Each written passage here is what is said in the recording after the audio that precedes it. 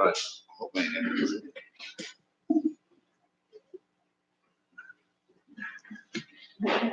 Morning, Mr. Taylor. How you doing? Morning. Haven't heard from you in a while. Haven't seen you in a while. Oh, we didn't talk to you in a while. Sure. Fine. You got to lean one side. Actually, can get over this. Alex, you gotta get against the wall. You can't touch it. You can't touch it. Wow. Yeah. I won't leave it up to you. Let's make a deal, guys. Try to do it. Yeah, it's bad.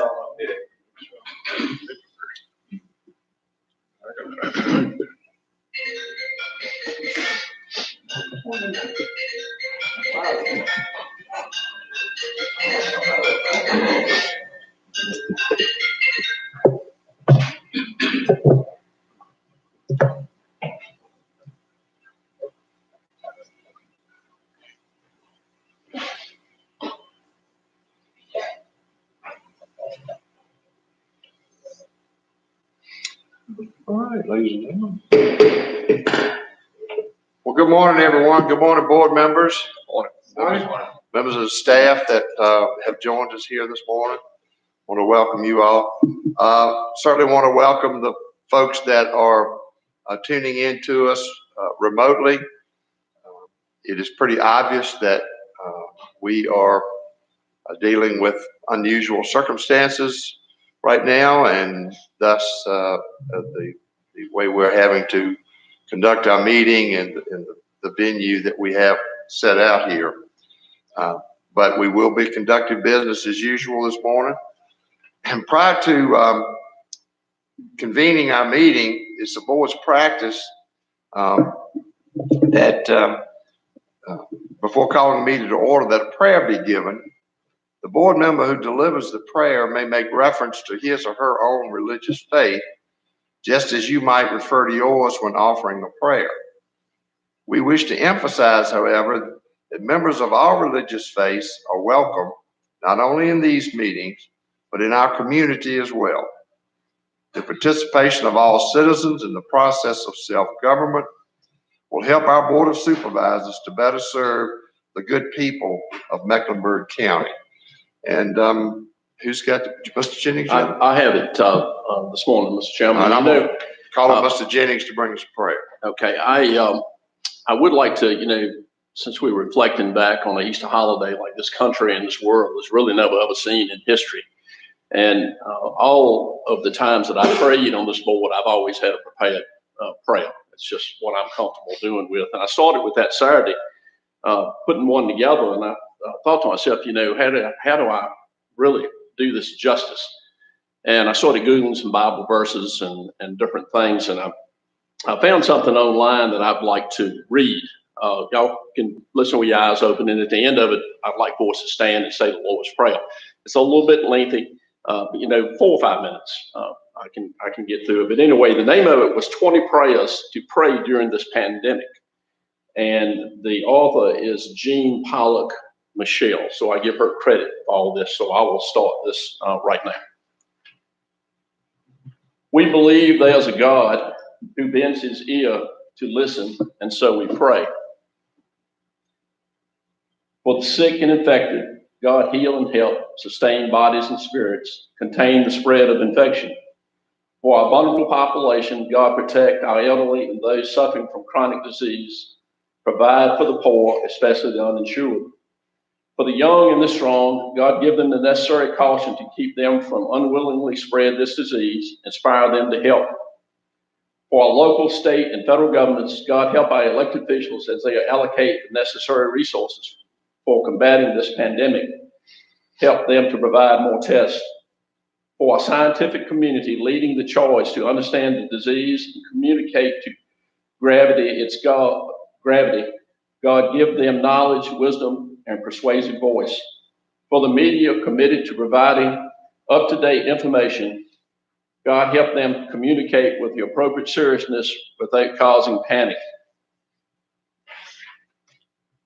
For consumers of media looking to be well-informed, God help us find the most helpful local information to equip us to be good neighbors, keep us from anxiety and panic, and enable us to implement the recommended strategies even at cost to ourselves. For those with mental health challenges who feel isolated and anxious and helpless, God provide them every necessary support. For the homeless, unable to practice the protocols of social distancing in the shelter system, protect them from disease and provide isolation shelters in every city. For international travelers stuck in foreign countries, God help them return home safely and quickly. For Christian missionaries throughout the world, especially in areas with high rates of infection, God provide them with words of hope and equip them to love and serve those around them. For workers in a variety of industries facing layoffs and financial hardship, God help them from panic and inspire your church to generously give.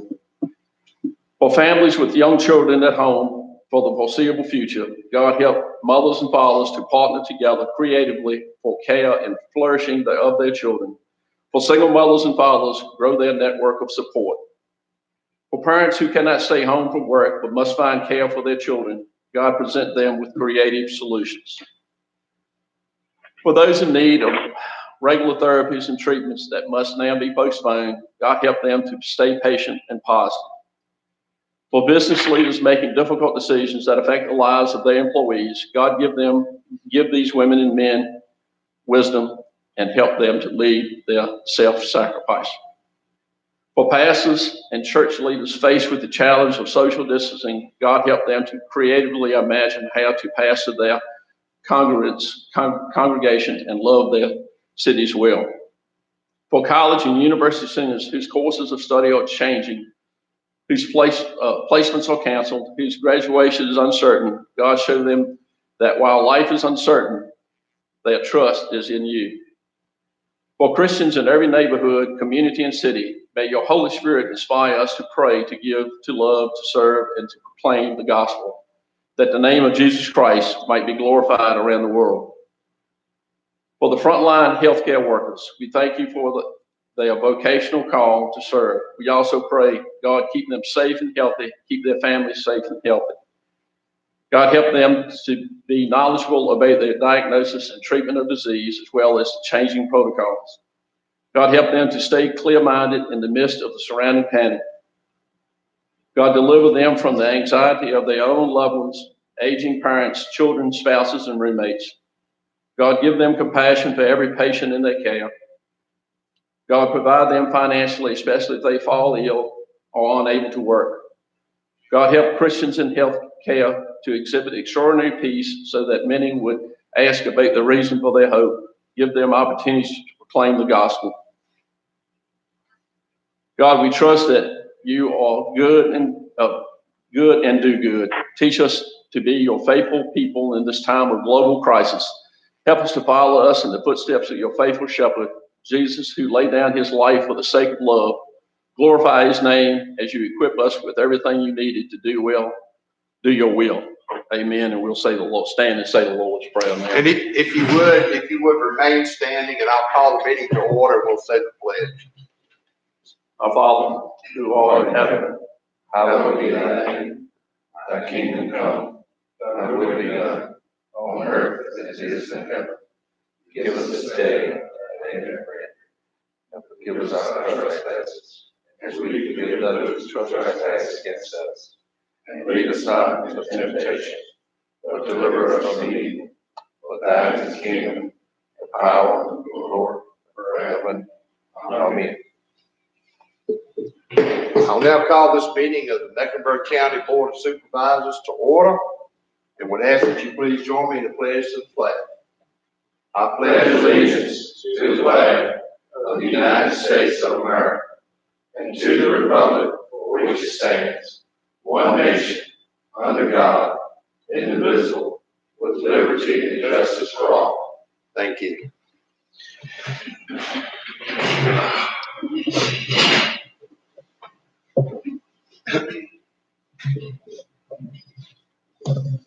Okay, board members, you have in your packet the minutes of our March 9th meeting.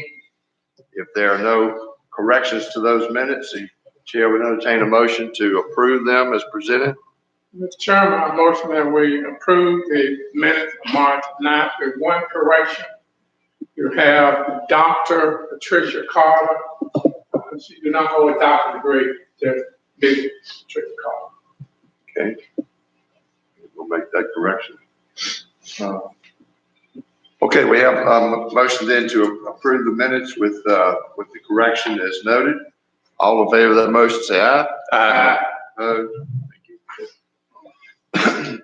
you. Excuse me, the agenda you have before you, I have no additions or deletions. Anyone else have anything to add or delete from this agenda? If not, we need a motion to adopt the agenda as presented. So moved. Motion to adopt the agenda as presented. All in favor, say aye. Aye. Thank you. Okay, our first order is we have to deal with some COVID-19 issues. Mr. Carter, you want to? Yes, sir. We'll try to remember everyone to speak into the mics. First, we have the declaration of the local emergency. That was done by myself as the Emergency Services Director back on March 20th.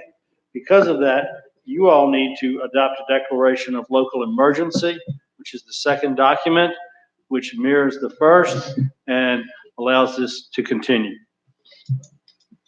Okay. Any questions about that? All right, so we need a motion to adopt the declaration of local emergency. So moved, Mr. Chairman. Motion to adopt the declaration of local emergency. Any further discussion? All in favor of the motion, say aye. Aye. Opposed? Thank you. Now, you need to adopt the resolution confirming the declaration by the board. All right, any discussion on that matter? Need a motion to adopt? So moved, Mr. Chairman. Motion to adopt. All in favor, say aye. Aye. Opposed? Thank you. The next item is a little different. This is the emergency ordinance to effectuate the continuity of government. It goes through the different declarations, the issue at hand. It also then goes into the pandemic and what will be allowed by this ordinance to you all to meet actually virtually in the future and for other boards to meet virtually also in the future if we feel that the members cannot get here. And that would still meet the requirements of the law. This will allow for 6 months of this. So we need this one and then afterwards the adoption of the resolution, which actually takes the effect of it. Okay, so we need a motion to adopt the emergency ordinance to effectuate continuity of government. So moved, Mr. Chairman. You heard the motion in discussion. All in favor, say aye. Aye. Opposed? Thank you. Next is the adoption of the resolution of the emergency ordinance. Need a motion. So moved, Mr. Chairman. We have a motion to adopt. Any further discussion? All in favor, say aye. Aye. Opposed? Thank you. And I think now John is going to give us an update on. Good morning, John. Morning. How's everybody doing today? Very well, thank you. So I'm going to give you an overview on what we've been working on as far as the pandemic goes. So on March 12th, the governor declared a state of emergency for the state of Virginia. On the 13th, the president did the national declaration. On March the 15th, the week of March the 15th through the 21st, we learned of our first positive tested individual in our county. And then with that being coming forth, Mr. Carter declared the local emergency, which allows us to fall in line with the state and the federal government so that when it comes time, we can possibly get some reimbursement from FEMA on this disaster that's going on. And then we started having phone conferences with emergency services, so the EMS, the fire, and the law enforcement department heads. And we worked with those emergency services agencies to acquire the needed PPE that they were looking for, the masks, the goggles, face shields, gowns, those kinds of things that you've been hearing in the news are in really short supply.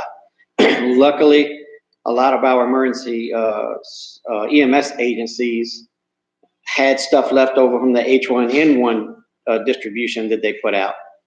They were all concerned originally that they were out of date, but the CDC came in and pushed those out of date items, allowing them to be able to use out of date items, which has kept us in having PPE for a period of time. On March, the week of March the 22nd through the 28th, we learned of 3 more positive cases in Mecklenburg County. We continued having the phone calls with the EMS, law enforcement, and fire departments. Continued working on searching for supplies for PPE and trying to get some in here. And one of the questions you guys are going to ask in a little bit, so I'll go ahead and head it off, is I have through the state's chains asked for PPE on weekly phone calls. Most of what I get out of the state coordinator is you're better off resourcing that locally on your own, because the supplies from the national stores, as you've heard the president say, and you probably have heard the governor say, that it's just not there for this big of an event, and it was only meant to handle so much anyway. And we've gone way beyond those limits. On March the 29th through April the 4th, Mr. Carter instituted alternating work schedules for county offices to protect the staff and to be able to keep the government going, the local government doing its work. We continued our phone calls with EMS, fire, and law enforcement, and working with the emergency services agencies to get PPE. And we started receiving PPE and cleaning supplies from our first distribution to the fire, law, and EMS people. So we got some stuff in, and we made up totes, and we distributed out to everybody. And what we're doing is we're keeping them at a certain level. When their level falls down to a trigger number, we will resupply them to the level that we had before, just to keep so that the ones that are running the most calls have what they need, and the ones that are running the least calls also have what they need to more effectively use the PPE that we do have.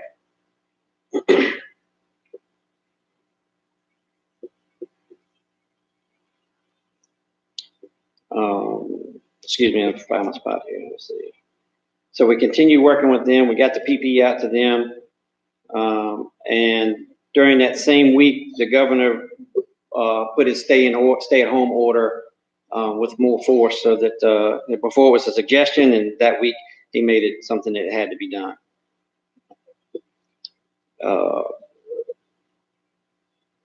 We also learned that we had 9 more positive cases in the county that week, and we continued our phone calls with the EMS, fire, and law enforcement. During the next week, April the 5th through the 11th, that was a pretty big week for us. We learned that we had 44 more cases in the county. We continued our weekly phone calls with EMS, law enforcement, and we started receiving in more PPE and cleaning supplies. So we made that distribution. We received help from finding supplies from many of our fire, EMS, and law enforcement partners, people from South Hill Fire Department, Mike Vaughn, people from Lake Gaston, Ricky Elmore, Company 3, Charles McGann, Terry Edmonds, and Deborah Clark from the Sheriff's Office. All of these people, and plus others, have helped us to be able to find these sources when they know where they're at. We received PPE and cleaning supplies from Home Depot, Mecklenburg County School System. EMS received a sparse amount of PPE supplies from Odemsa EMS Council. And we received some supplies through the Department of Health and our local health district. And the last thing I want to run over with you guys is, you've probably been seeing this in the news as well. Over the last week, the models that they're looking at for trending have been saying that Virginia's peak is going to be somewhere in the week of the 20th now. I look for that to move around. It's just like trending. It's just like trying to predict the weather.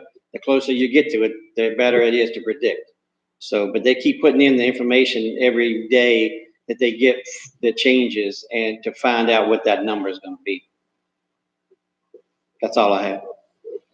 Okay, John, thank you. Anybody got any questions for John? All right, good job. John, I know it's been stressful on you and all our EMS folks and,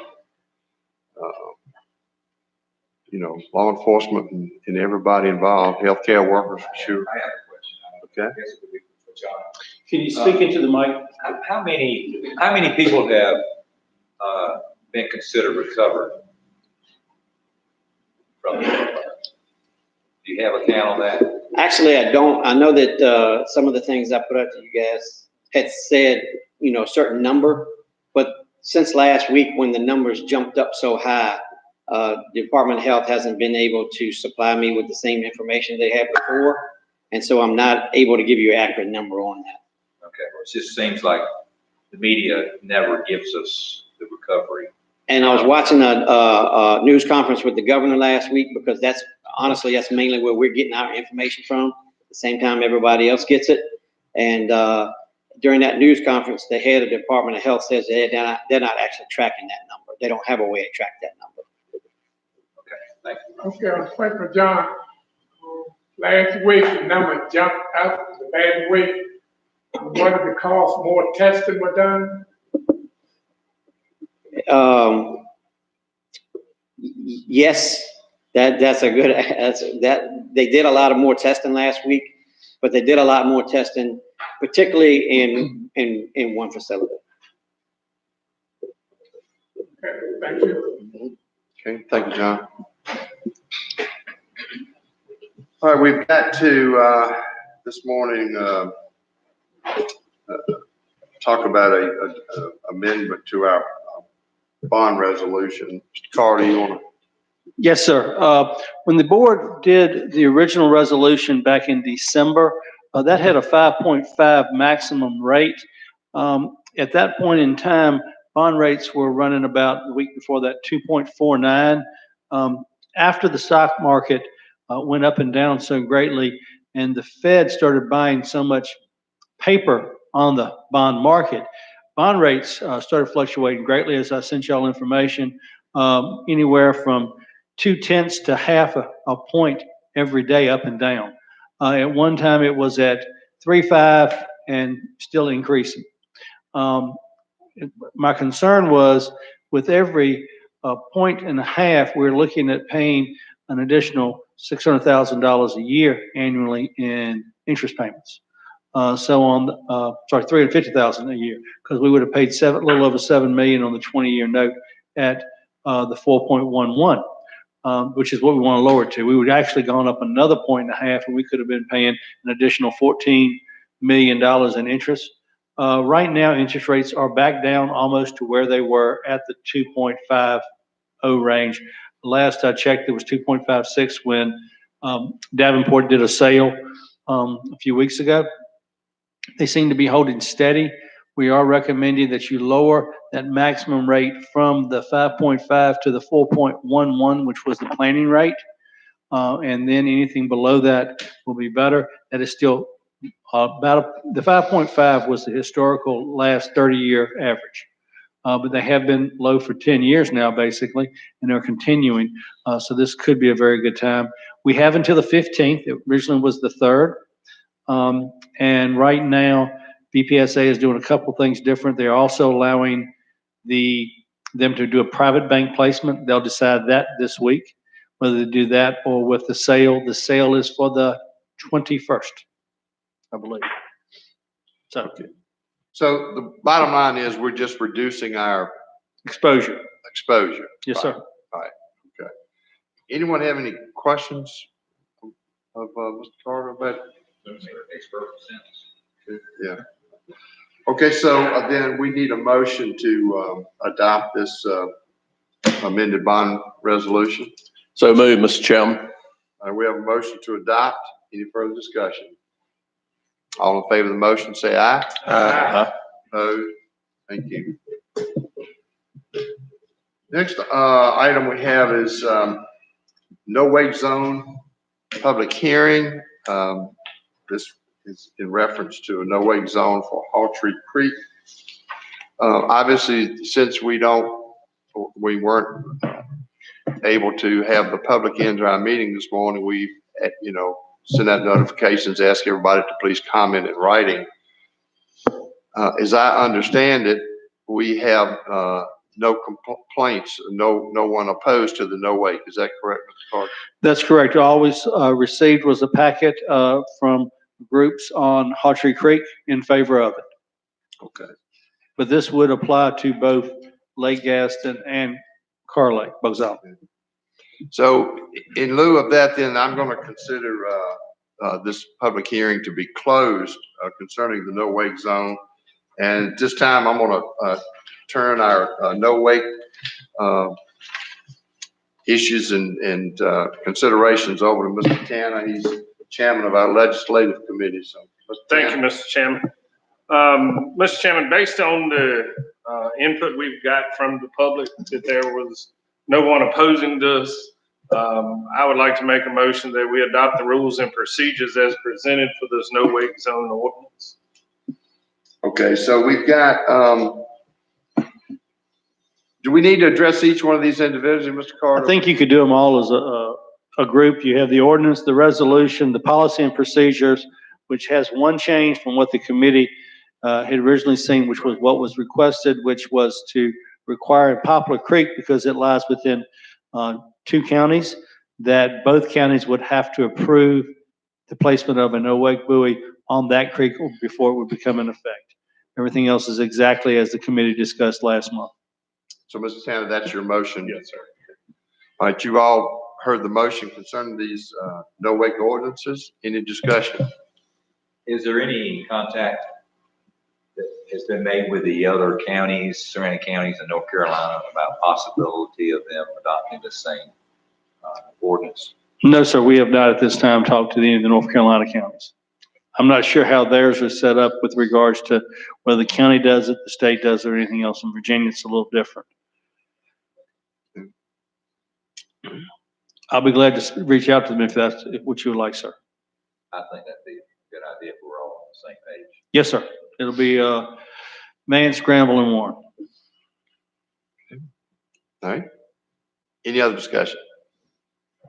All in favor of the motion, say aye. Aye. Opposed? Thank you. I guess right. noise ordinance. Mr. Chairman, last month, our committee was presented with some public input about a noise issue that several citizens were having from a air cannon is the best way to explain it. And we had public input. Of course, we cannot, we're going to end up doing this as an emergency ordinance because of the timing and not being able to have public input today. But we directed the staff to come up with an ordinance that would address this. And I'm going to take a minute and read this ordinance. It says, whereas Mecklenburg County Board of Supervisors has determined that the following emergency ordinance regulating the use of certain devices for the purpose of repelling animals should be adopted on an emergency basis effective immediately. It is hereby resolved by the Mecklenburg County Board of Supervisors that the following emergency ordinance regulating the use of certain devices for the purpose of repelling animals shall become effective immediately upon adoption. It is hereby ordinance that the Mecklenburg County Board of Supervisors that the discharge of certain devices, including air cannons, carbide cannons, other loud explosive devices, which are designed to produce a high-intensity sound percussion for the purpose of repelling animals, is prohibited from 30 minutes prior to sunset to 30 minutes after sunrise. It's further ordained by the board that the discharge of any of these devices identified above is hereby prohibited within 500 feet of a residential dwelling. Also ordained by the board that any person who violates the provision of this emergency ordinance shall be guilty of a Class 3 misdemeanor. Ordained by the board, provisions of the emergency ordinance shall remain in force and in effect for the period of 60 days from the date of adoption, unless amended, rescinded, or readopted by the board in conformity with the notice provisions set forth in the Virginia Code 15.2-1427. It's further ordained that the emergency is deemed to exist and the emergency ordinance shall be in effect upon its adoption. When we had the people come last month, they had to endure this for many months. They're unable to sleep. So after discussing it with Wayne, we felt that it was necessary to adopt this as an emergency ordinance.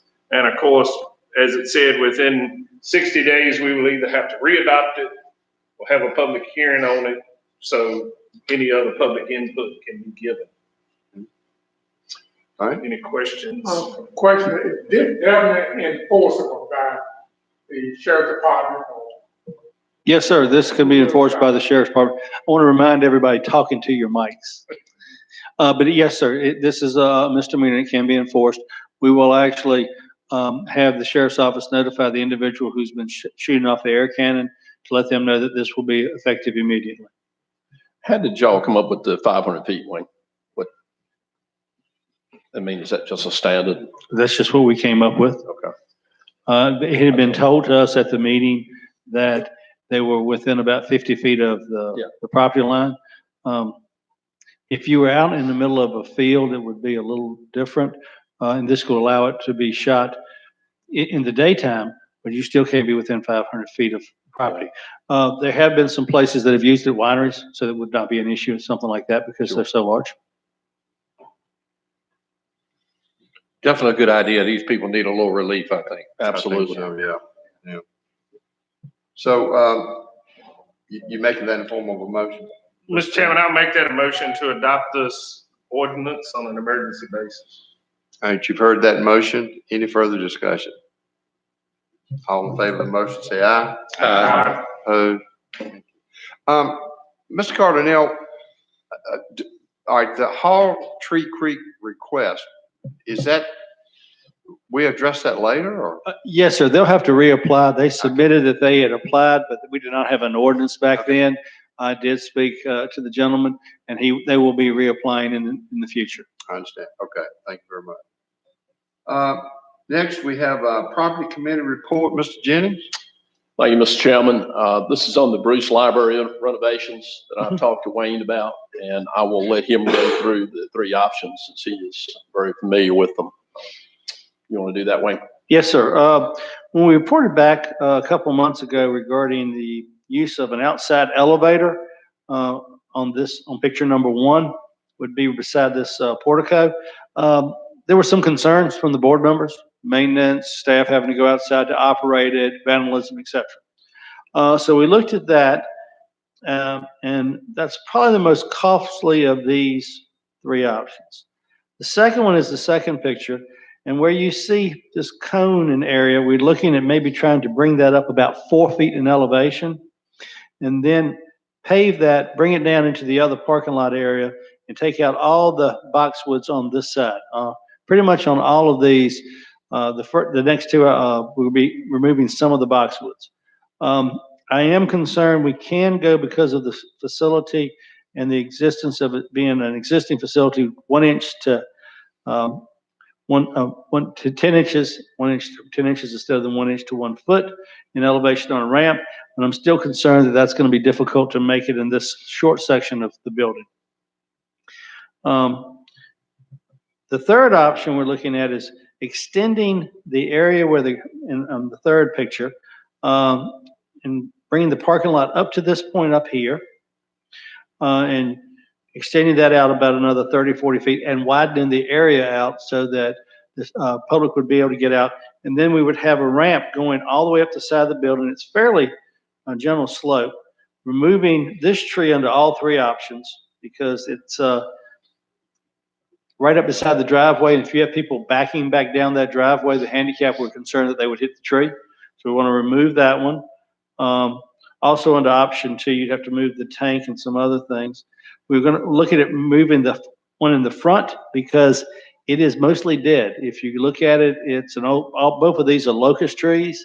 They are quite large and they have got a lot of dead up inside them. You can see it.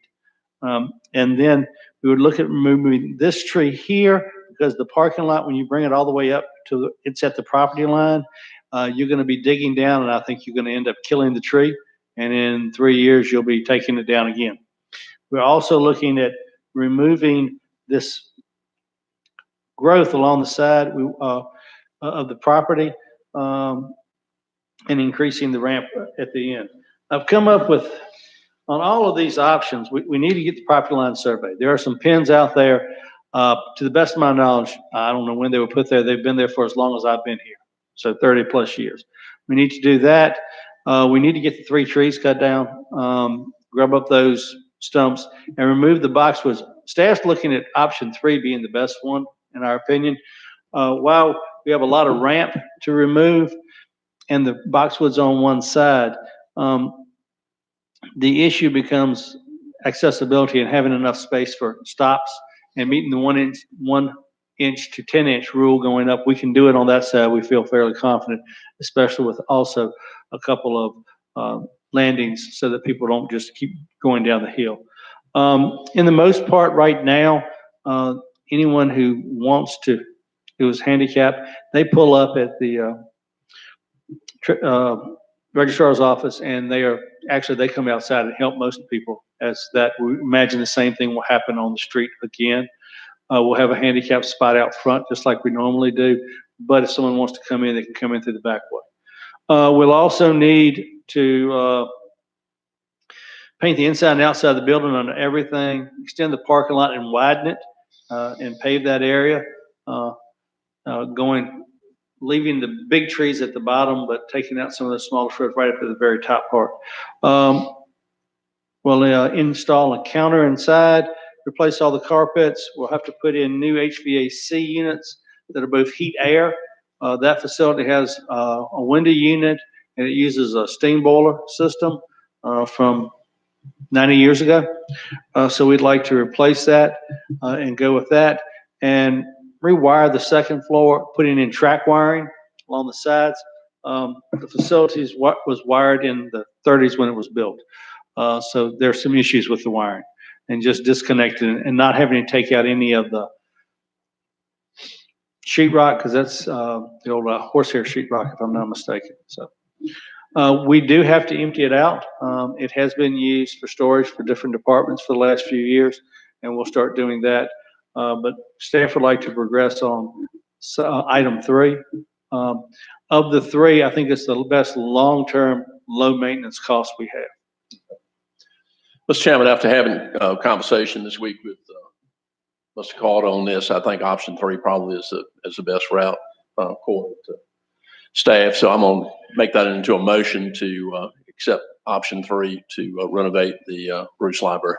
So that means go out to bid, I guess, right? On some of this, most of it's small enough that it'll be under our existing small purchase policies. Okay. And a lot of it staff's going to do, but we'll have to get someone in to cut down the trees, grow up the stumps, and do the paving in part on that. I've spoken to Mr. Barker because he's working on our other project down the street about that, moving into widen that and do the paving when he does his other paving, because his paver will be right here at the time. Okay. All right. You've heard the motion that we adopt option 3. Mr. Spain, what do you think on the town of Boydton? I definitely like the idea of moving some of the trees, like the idea of a ramp rather than an elevator so people can come. Want to make it friendly and usable for the public. So, yeah, Jim, I do agree with option 3. Yes. Is there any way, can we move those boxwoods somewhere else? I'm going to find out. I'll talk to the town. That's why I was asking Mr. Spain, since he's always worked with them, but I'll find out. I know there is a gentleman in town who has taken boxwoods and replanted them and things of that nature.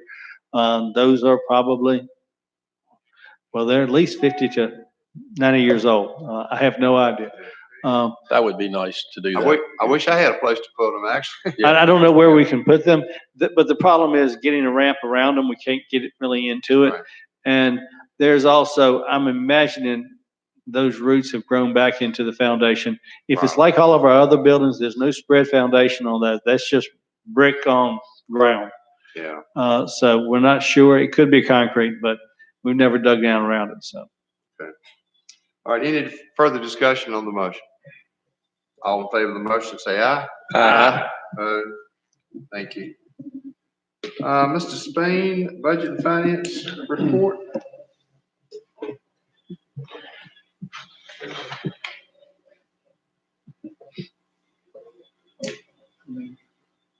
Find it. Okay. To the full board concerning the sheriff and accident with a car. We person found G. From our treasurer, Sandra Langford, Mecklenburg County Sheriff Office Clerk. And the first is, enclosure, please find a check from Vdot Insurance, check number amount of $350 to cover the 2019 Dodge Charger van and whatnot. And that is for towing. So this is one appropriation. I'd like to present that as a motion. Okay. We'll accept that check for $350. You've heard that motion in discussion. All in favor, say aye. Aye. Thank you. And next, also from our treasurer concerning the Mecklenburg County Sheriff's Office. Chloe, please find a Vdot showing check with the number for the amount of $6,949.14 to cover the 2019 Dodge Charger. Then make a motion that we accept that check for Vdot of $6,949.14. Okay, you've heard that motion in the discussion. All in favor of the motion, say aye. Aye. Opposed? Thank you. Chairman, third, for Mecklenburg County Treasurer, Sandra Langford. We find a Vdot showing check, the number, with the amount of $1,626.18 to cover the 2016 Dodge Charger being claim number. I make a motion that you accept the check for $1,626.81 to cover that vehicle. All right, any discussion on that motion? All in favor of the motion, say aye. Aye. Opposed? Thank you. Thank you, Mr. Chairman. That concludes the budget and finance report. Thanks, sir. Okay, Mr. Carter. Yes, sir. First, you have the bill inspector's report. I'm pleased that this past month, it was up from the year before. Value was almost double what it was the year before. And talking to Mr. Harris, they're quite busy downstairs. Construction is, contractors and construction workers are considered essential workers, and therefore that's why we're seeing that. You have the zoning administrator's report. His numbers were also up as well as fees collected. Animal warden's report. If you have any questions on that. And you have the sheriff's report. They did stop selective enforcement last month as this pandemic grew. So you do see some summonses, but that has been stopped at this time. You next have business checks. Vdot report. They've been going around doing different projects. They are working at Highway 92 and have been for the last 2 weeks at the intersection with 58, putting the turn lane in. And they're also doing some patch paving on that road as well as several other ones. You've next got the census update. We've gotten a new census update since this was sent out to you. And actually, we're falling farther behind. The state self-response rate is at 52%, and we're at 39%. So people really do need to get this information in. It affects the amount of money we receive from the state and federal government to tune of averages about $2,000 per person across the United States. So people really need to get this in. It can be higher in rural communities, the value versus urban, but it is extremely important that we get this rate up and that people, they can go online, they can phone it in, or those documents were left at every household. But they really need to get this in because it will affect school funding, federal funding on all projects in the future for the next 10 years. Wayne, do they go out, I mean, if they don't get that information in by a certain date, then that's when they start going house to house? Yes, sir. And I think that's going to be more difficult this year because of the existing environment. So that's why it's really important for people because you don't want someone strange knocking on your door, to go ahead and fill that out, mail it, call it in. Any of those three are options so that people will not be coming out in the future. Thank you. Yes, sir. What's the end date on that, Wayne? I'm not sure, sir. I believe they've got about another month and a half before they'll start contacting people again. Next, you've got the unemployment claims for March. They have increased greatly. And then you see across the state, it shows the new claims coming in across the state by all counties and cities. So I think we knew this. Everyone's got claims skyrocketing through the roof. And there have been issues with the systems. They hopefully have got more servers involved and they've added more call takers. Next, we've got an update from Jason.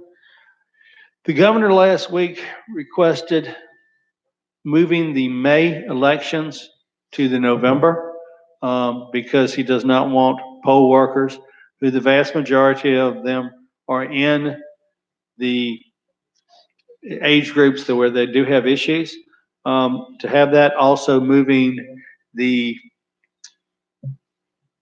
caucus 2 weeks. He could do that. That puts it back to the 23rd. The General Assembly comes in on the 22nd. So we expect to see some movement on those just because of the fact that if not, it endangers people bringing a lot of folks into these facilities. As we get an update, we don't expect any news on that though until the 22nd. Okay. School update. You were sent by me yesterday a video from our superintendent as to what's been going on out there.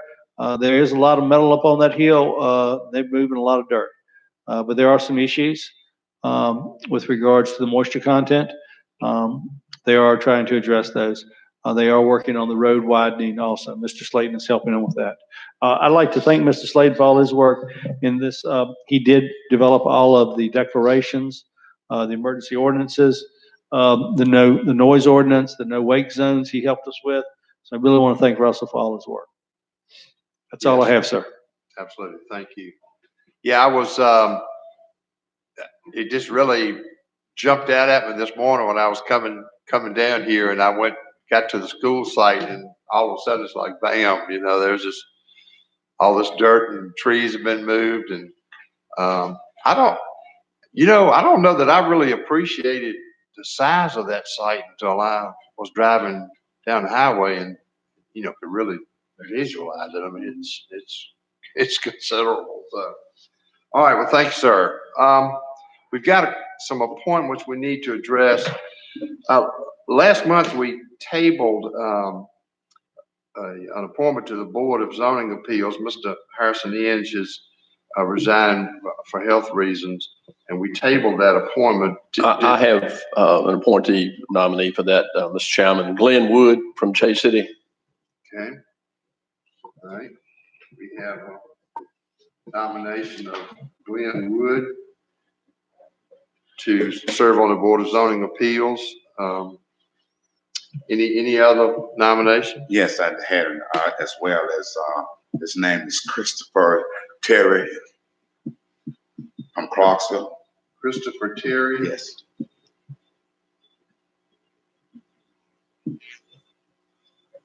I've already spoken with him. I just have to get his information, his bio. So how's the best way to handle this, Mr. Carter? We do that by voice vote or? Well, if you want to, we could get a bio from both of them, send that out, and then have this on the agenda next month. The BZA is not going to be meeting in the next month. I would agree with that. So, yeah, so we'll get them to submit a bio. Right. If y'all could get that submitted to you all and then send it on to me, we'll send it out to everybody in the board packet. Okay. All right, very good. Ms. LaFreda Ogburn on the SVCC Board of Directors, her term expires June the 30th. She is eligible for reappointment. I received a letter from the Community College Board Chairman, most favorable comments on Ms. Ogburn. I think she currently even serves as the co-chair of that board. And they say she is a very dedicated board member, and they would be very enthusiastic if we would reappoint this lady to the board. So, Well, Mr. Chairman, I would like to, I've spoken with, through channels, spoken with her, and she's willing to serve again. okay. All right. Any other nominations to this board? If not, you want to make a motion that we reappoint her? Yes, I would like to, motion that we receive Ms. Ogburn to reappointment for the SBCC Board of Directors. Okay, all right, you've heard that motion. Any further discussion? All in favor, say aye. Aye. Thank you. You have in your package the consent calendar. Hope you've had an opportunity to review that. If there are no questions concerning that, we need a motion to adopt it as presented. Mr. Chairman, I move to adopt the consent calendar as presented. You've heard the motion. Any discussion on that motion? All in favor, say aye. Aye. Opposed? All right, that concludes our regular agenda items. The public comment, we asked the public if they would please submit any comments that they had in writing, and I believe, Mr. Carter, there are none. That's correct. We didn't receive none prior to the deadline, sir. Okay, so no public comments at this time. So let's go to, we'll go to board member matters, and Mr. Brinkley, I'll start with you today. All right, Mr. Carter, well, I know we didn't have a planning commission meeting last month. Do you foresee anything going on this month? Well, now, based upon y'all's actions today, the planning commission can actually meet virtually with a call, and we've got to work out a lot of technical issues on that, but we actually will be able to have committee meetings for the IDA, different organizations as that. I know you had one application prior to that, that was on I had tower. a tower, I think, and I just was concerned about the delay in construction of that, holding them up. So we'll look at talking to Robert after this and seeing what commissions he has that would be meeting. We'll also be using this on some of our other ones. But yes, so he can move forward now. Okay, and I know you said something about the building inspectors, in the zoning were have almost doubled. Are you being able to fully staff that enough to keep that people coming in? Yes, sir. The offices, we have one inspector and staff on Monday, Tuesday, and Robert's also on that. And then Wednesday, Thursday is the others, and they're doing Fridays as needed, just for this month. For the most part, I think they've been able to handle that without, it's been some long days because we've only got one inspector.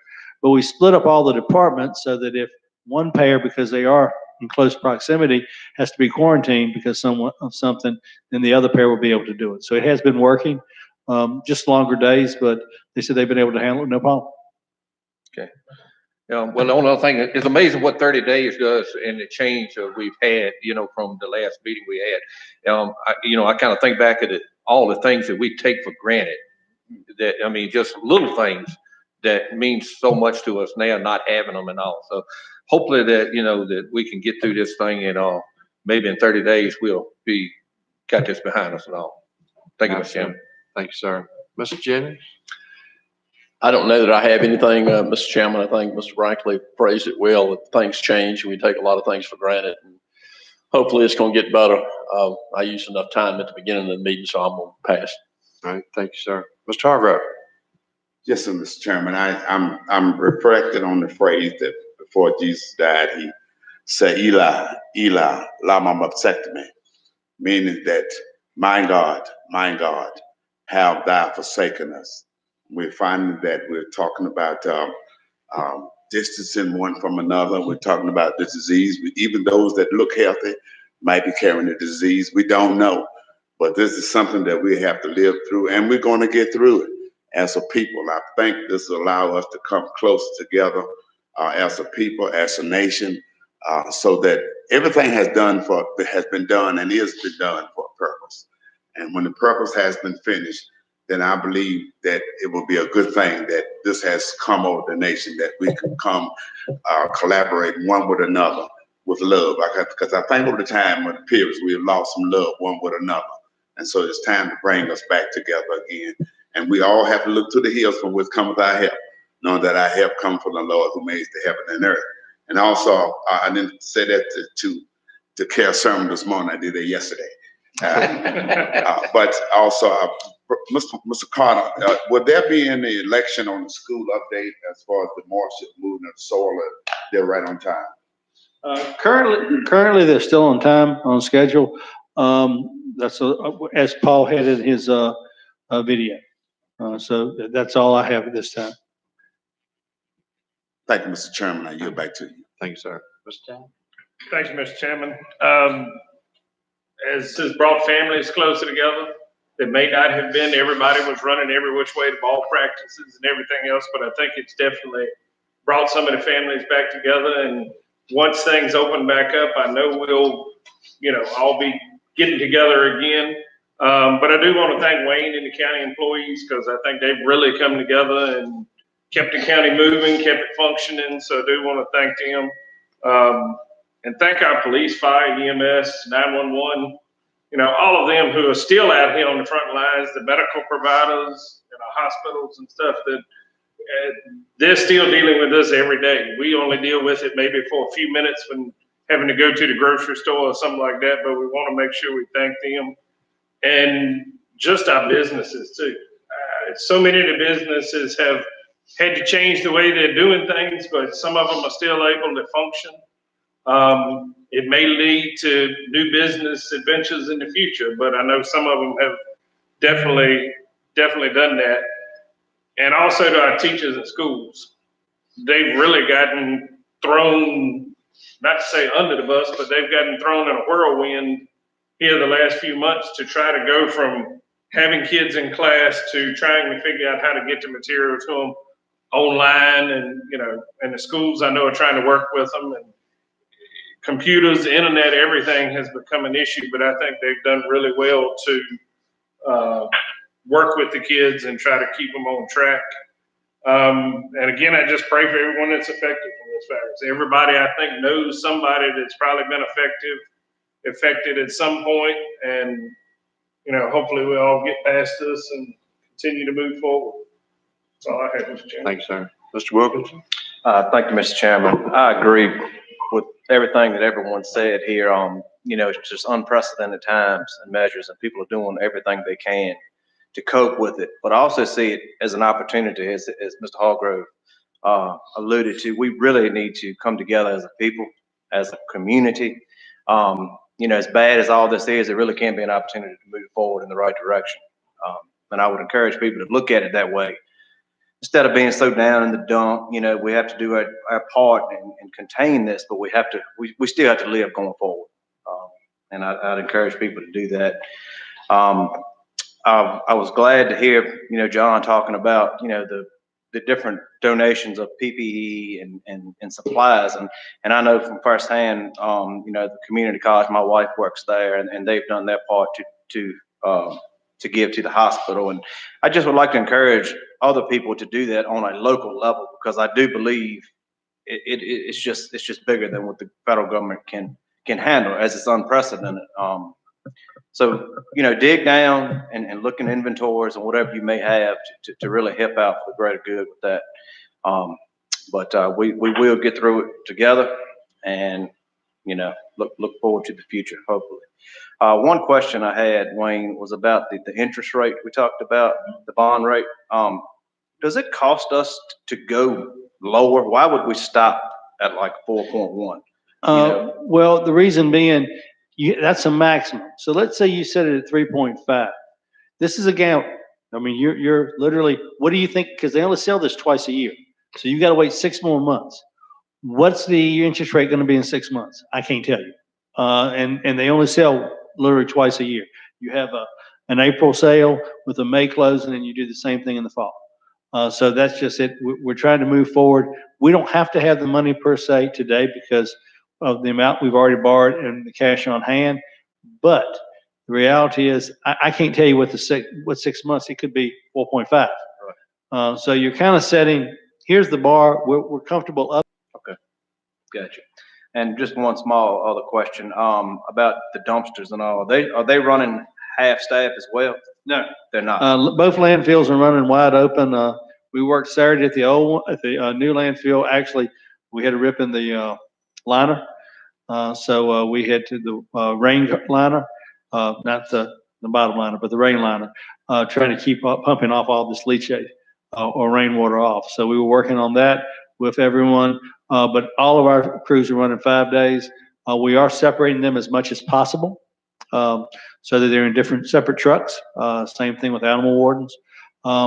Some that ride together all the time. We lost all of our work release when they were closed down. So our guys are working 5 days a week. They haven't slowed up a bit. Actually, refuse is way up. That was my next question. I would think it would be.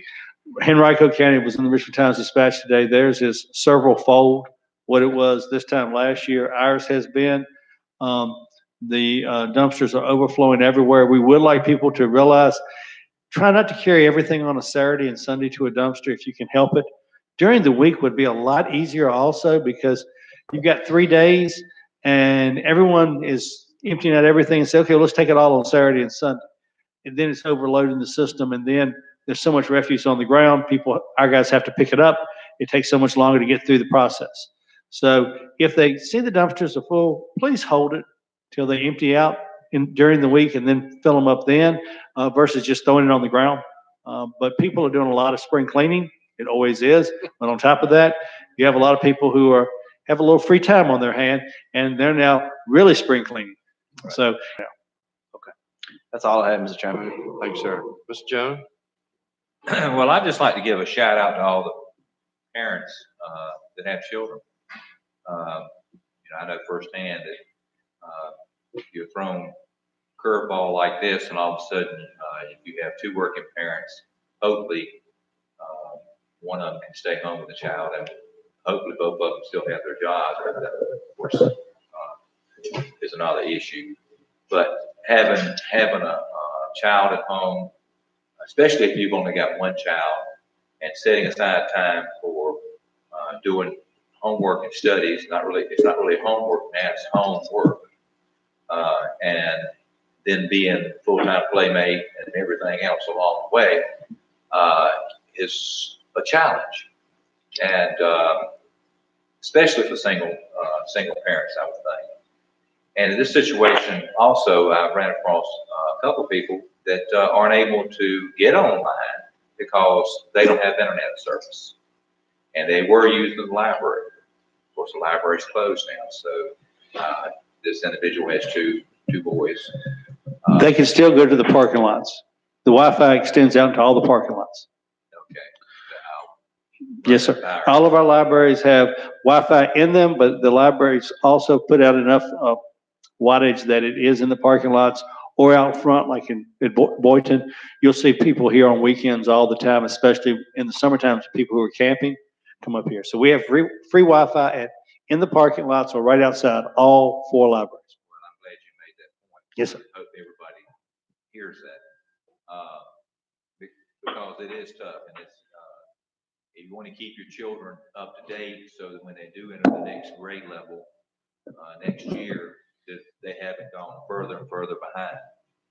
And that's a real challenge. So anyway, that's my biggest concern, and hopefully that the parents will be able to address this and prepare their child for the next year. That's all. Thanks, sir. Mr. Spain? Chairman, one is, thanks for mentioning the census update. So in my neighborhood, I've been promoting that, and I went online and filled it out for a few because there's not a lot to it. Some think it's a lot of privileged information, but it's really not. Encourage people to do it online, done real quick.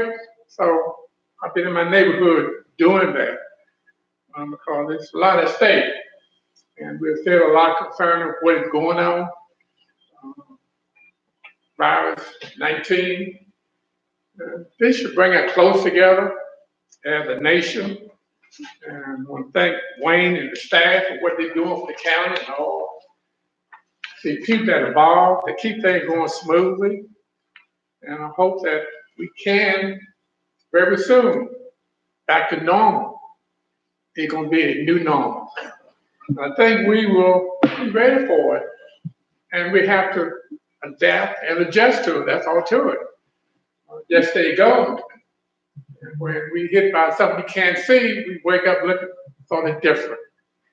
So I think together we will overcome. So thanks, Dad, for they're doing and for the county as a whole, what each person doing to make this work. Thank you, Mr. Chairman. All right, thank you, Mr. Payne. Yeah, kudos to all of those out there that are working to fight this pandemic and assist the public in getting past this thing. I know they're putting in long hours. They're subjecting themselves to this illness, and so God bless them all and keep them safe. I know as far as the school, my grandson told me that he would much rather be in a classroom. He said I think the teachers just really kind of heaped it on us here. I said, well, at least keep you busy. So hopefully, we won't have to experience anything like that. And another thing, we talk about new normal and all that. Well, my wife and I, we're huggers. We like to hug people. And someone made a comment. One of the officials made a comment the other day that, as far as he was concerned, he hoped the handshake would become a thing of the past. Well, I don't hope so. I mean, we've been hugging each other and shaking hands almost since the beginning of time. And the thought that something like this would cause that kind of a change in our, in the way we live our lives, that's just very unacceptable to me. But so anyway, on the meeting, Mr. Carter, is this meeting now recorded so that people would be able to go and see it later on, the people that couldn't tune in this morning? Okay, it is. Okay. I want to thank Alex for all his work setting this up over the last couple of days. And again, John, for all his work. Yeah, absolutely. Yeah, thanks, Alex, for Alex, our IT guy, and got all this set up for us. So yeah, if those that weren't able to tune in this morning to the live version, you will be able to see it on, I guess it's YouTube. Is that right? Yeah. So, okay. Any other matters that need to come before this board at this time? We will be having budget meetings in the future. Staff is still working on that, and we hope to have something to you before the end of the month. Okay. Sounds good. Okay, if not, we stand adjourned until our next regularly scheduled meeting. Thank you.